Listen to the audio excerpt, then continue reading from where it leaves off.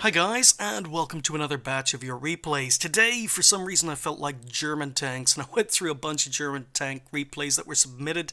There's no other theme other than the fact that Germans, we've got one low tier game, and then we've got one high tier game. But we're kicking off with this game in the Stug III G by Sunnyway 2001. He is here on Wide Park in a very, very nice matchup. Tier 5 game, he's top tier. But yeah, I don't think I've ever featured the Stug III G on the channel before. That's what kind of drew my attention to this game. It's been a long time since I played the Stug. I played it when I was a new player, ground through it, got an ace, so really, even as a new player, I aced this tank and never had any inclination to rebuy it as a result, but I do have fond memories of it.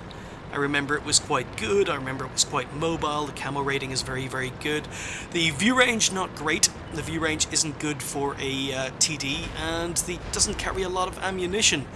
But for its tier, it gets a great gun. It comes with a, is it 75mm, 150 damage, or penetration with standard 135 alpha damage. So it's basically the same gun as the E-25 has, 2 tiers above it.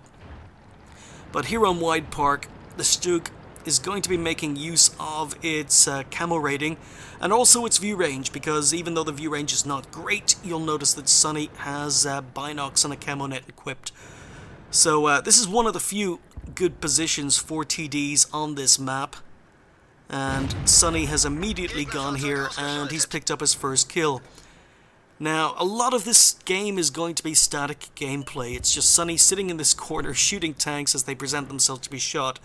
But I've said it many times in the past. As long as enemy tanks are presenting themselves to be shot, just keep shooting.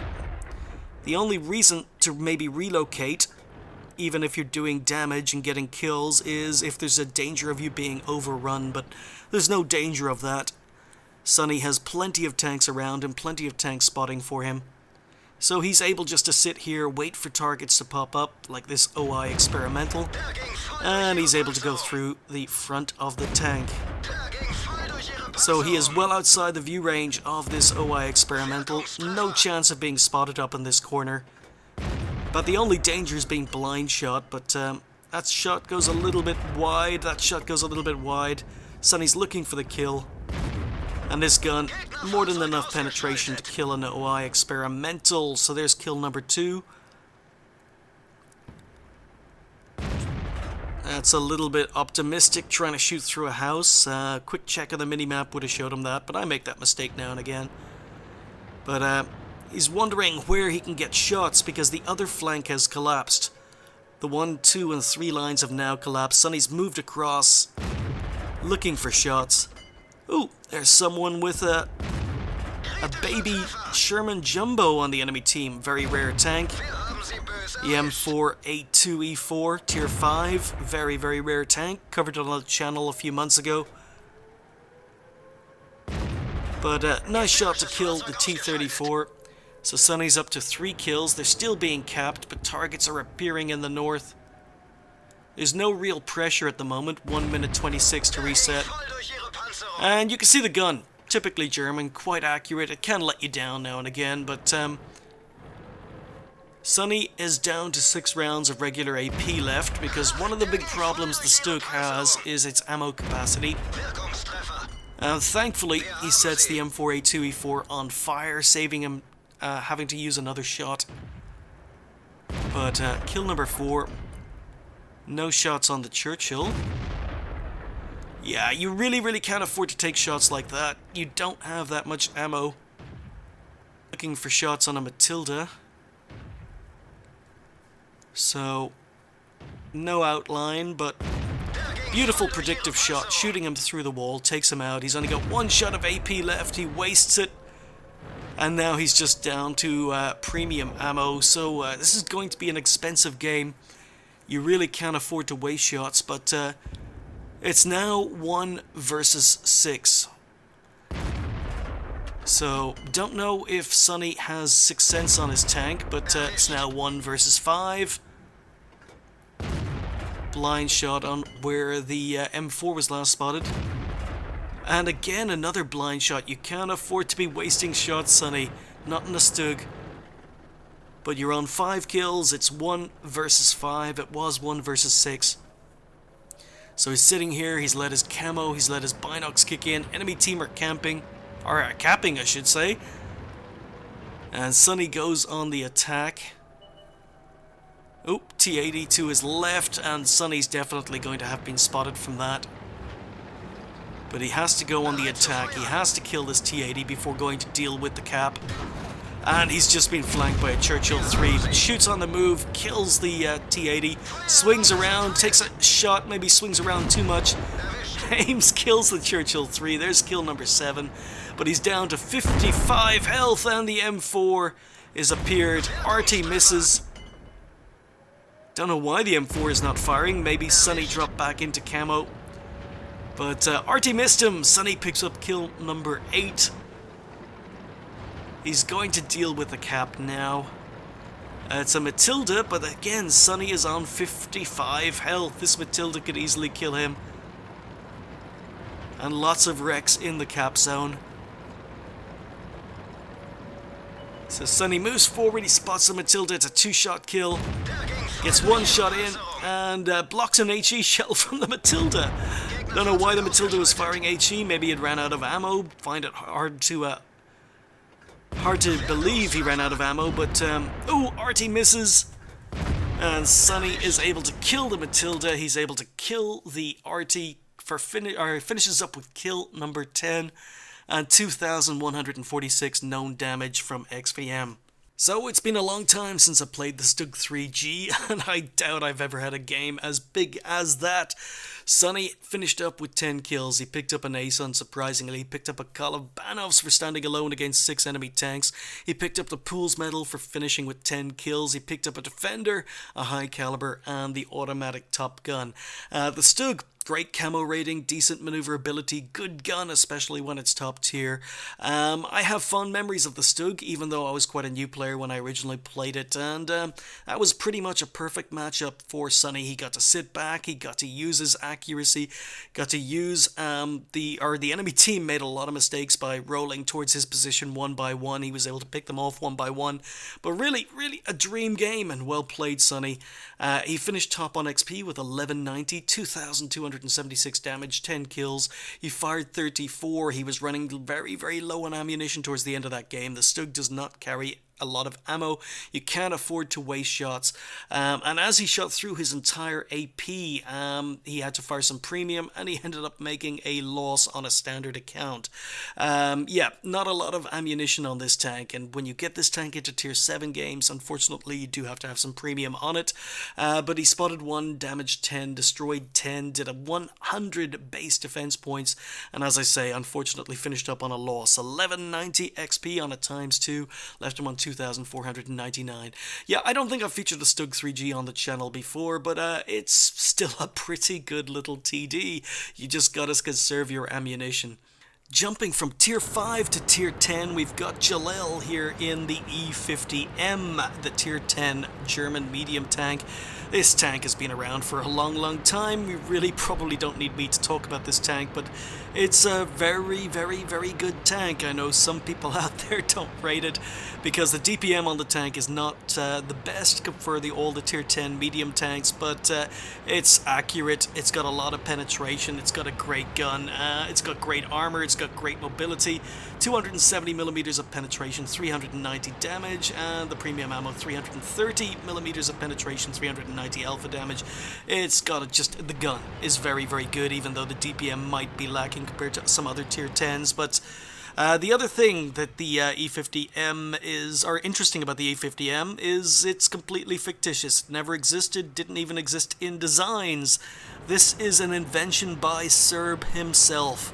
He even patented the design, so the E-50M never existed. It is completely dreamed up from the imagination of Serb. But it's still a very good tank, and it kind of, I believe it sort of kills a lot of what people think regarding Russian superiority or Russian preference in World of Tanks, because I think the E-50M is just amazing. JulleII obviously has a decent crew. He's just been spotted. Doesn't look as if the enemy team have sent very many tanks down the 9-0 line. But JulleII has been very, very aggressive. He's pushed up along with a lot of his team. Even an ISU 152 up here on the front line. But it looks like the enemy team have completely abandoned the 9-0 lines. So this replay, it's very, very solid, very good game in the E-50M, but it kind of stuck out for me. The reason I chose this is because of something that happens later in the game. I made the mistake twice during games while I was playing the Skoda 40, or T40 for the Skoda T40 review. I made mistakes twice during the 30 plus or 40 games I played for that review. And it's a mistake that JulleII didn't make in this particular game, but I'll point that out when it comes to the time. But in the meantime, JulleII just moving up, looking for targets of opportunity, had a hint of a shot in an SP1C. Panther 2, but he's focused on the SP1C. Nice shot in, you can see 340 damage, that was quite a low roll. And the armor at distance can be very, very good. I think the E-50M is kind of like a medium tank, heavy tank hybrid, because at times the armor can be as good as a heavy tank, but not when you give the side of your tank badly angled. He gets penned by an E-50 or a Panther 2. But moving forward, looking for shots, he's got a hint of a shot in the SP1C, finishes him off for kill number 2.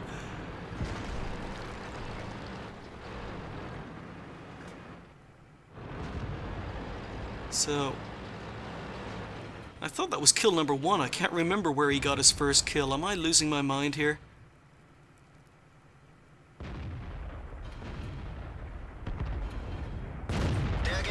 But, yeah, going for the weak roof on the IS-3, and even though he didn't pen the shot, you can see the accuracy of the E-50M.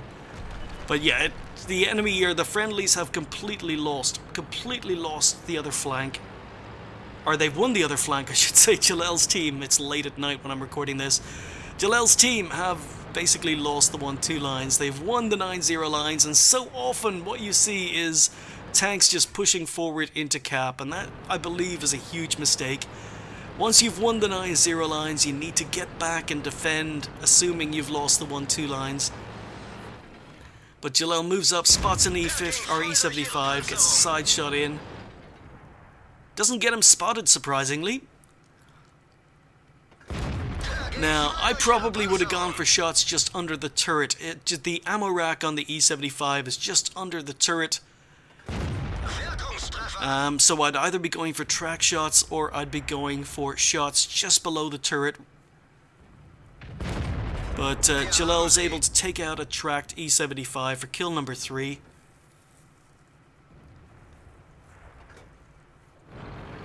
So in the meantime, there's just a Jagdpanzer E-100 who's defending spawn, and IS-7 has now appeared in the south along with the WZ-132. And JulleII's just looking for shots. He's still got shots in the middle. Batshot's a dangerous tank, but fires before being fully aimed. Unfortunately misses that. And that WZ-132 is a big, big danger to the Jagdpanzer E-100 if he's able to get to the side and rear, but IS-7 has rolled forward into cap. We know where the IS-7 is, but still tanks are presenting themselves to be shot in the middle. So, nice shot into the Batshot. And you can see the reload. It's just a little bit slower than a lot of other tier 9 mediums, or tier 10 mediums. And as a result, a lot of people maybe unfairly call this tank weak because of the DPM. But nice shot through the tracks on the side of the IS-4. But one tank is capping, IS-7 is advanced, so we know that there are 3 enemy tanks down here.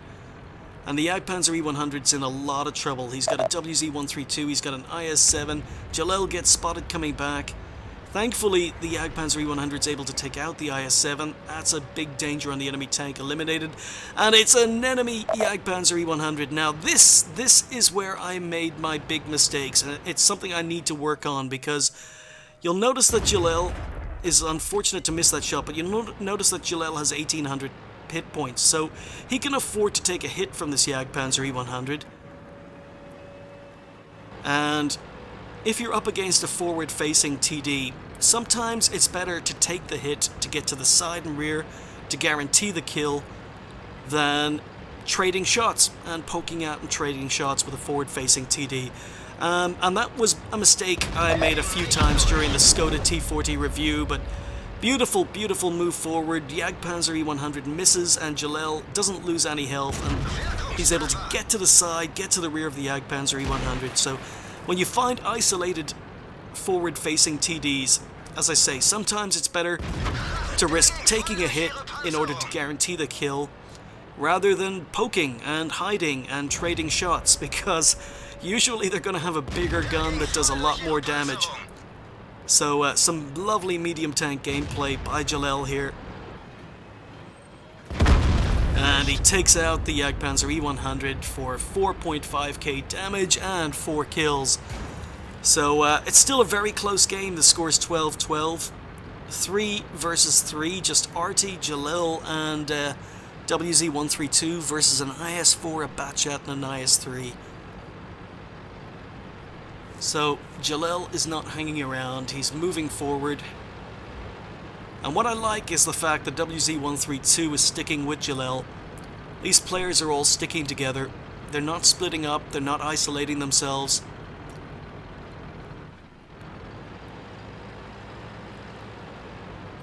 JulleII still has most of his hit points, so other than that shot from the Panther II at the beginning of the game, he hasn't taken any damage. He's been hovering around the outskirts of the battle, using his gun, using his mobility. And it's a very good sniper, but as I say, you've got to remember this is a fast mobile tank, so the armor can be as good as a heavy tank in the right situations. And simply playing it as a passive sniper, like you see a lot of E50 or E-50M drivers do, is probably not playing the tank to its strengths. So JulleII is advancing. 3 enemy tanks left. And it looks like an IS-4 has advanced across the bridge, so difficult shot, IS-4 is hull down. And JulleII angles, avoids the shot. Batchat is here as well, so JulleII's going to need some RT support. But he's fallen back. He's keeping his armor angled. He pushes forward maybe to try and use bush. No, I thought he was going to use bush mechanics, but no. He's going hull down. Now the front of the E-50M's turret is not the best. But if people shoot your turret, your gun mantlet, it can bounce. So JulleII is able to bounce a shot from the IS-4, gets a second shot into the lower glacis on the IS-4. IS-4, I don't know why he's sitting there trading shots against a hull down E-50M, but he finally decides to move forward. He's angling his armor downwards, and that gives JulleII an easy shot through the front of his tank. And there's a bounce from the Batchat. So I know that the Batchat is fired at least twice, maybe 3 times, I wasn't counting, but I think JulleII reckons that the Batchat might be on a reload. And the Batchat is a one-hit kill, so JulleII is moving forward. And the question is the Batchat running, or has he gone into the corner to reload? And he's running, so JulleII, look at this gun. He's able to swing around, aim, take out the Batchat for kill number 6. That's 6.2k damage, and just 1 enemy tank. Now, I'm going to end the replay here, because unfortunately the IS-3 goes hiding, and JulleII's team basically cap out, while JulleII spends the rest of this game driving around the map trying to find him. But a big, big game from JulleII and the E-50M. I just love this tank, and when I watch replays like this, it makes me very, very unhappy, because I don't play the E-50M very often, even though I love the tank, because I usually focus on grinders, I usually focus on tanks. I'm trying to get ace tankers in, but E-50M, just a very, very good tier 10 medium tank for the Germans, although, as I say, it's completely fictitious and never existed. It was an ace for JulleII. He picked up a Defender medal coming back to take out the Jagdpanzer E100. He picked up high caliber, sniper, and Top Gun. Very, very solid game. He finished top on XP with 1241, 6,291 damage done, 6 kills, can't complain. And look at this, the accuracy on the gun, 24 shots fired, 22 hits, 18 penetrations. Good accuracy, good penetration. He spotted 1, damaged 6, destroyed 6, did 1900 assistance damage, earned 100 base defense points, and earned 39,000 credits with a premium account in a tier 10 game. 1861 XP overall, and at times 2 left him on 3,722.